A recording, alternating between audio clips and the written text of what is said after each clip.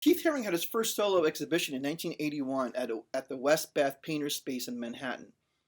By 1982, Keith Haring was really establishing friendships with a lot of emerging artists at that time. And again, this is what I love about this movement of art at this time was a combination of art and music, kind of both kind of helping each other and being, I think, very much involved in each other's careers.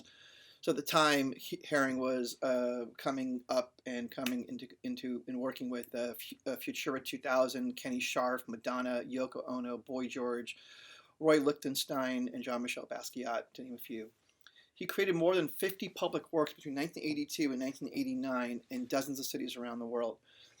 Um, if you can see his work is very very graphic, very iconic, very cartoonish. A lot of lines to show energy and movement, which really I think comes from comics and cartoons. A lot of his early works, uh, one of his early works called Untitled, came out in 1982, depicted two figures with radiant heart love motif kind of symbols, which critics has interpreted as his first kind of like bold statement about homosexuality and kind of like the significance of talking about it and kind of very obviously same gender figures, um, you know, being in love. And um, and then he also did a piece called Crack is Whack, a mural created in 1986, which was so big it was actually visible from New York's FDR Drive. Um, it was originally considered vandalism by the New York City Police Department, and Herring was arrested. But after the local media picked it up and started getting a lot of attention publicly, he was released on a lesser charge.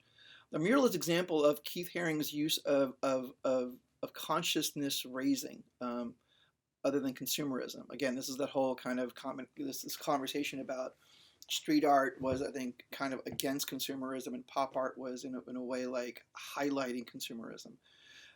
So Crack is Whack is actually a direct response to the Coca-Cola tagline at the time, Coke is it. Um, Here are some Coke ads from around that time.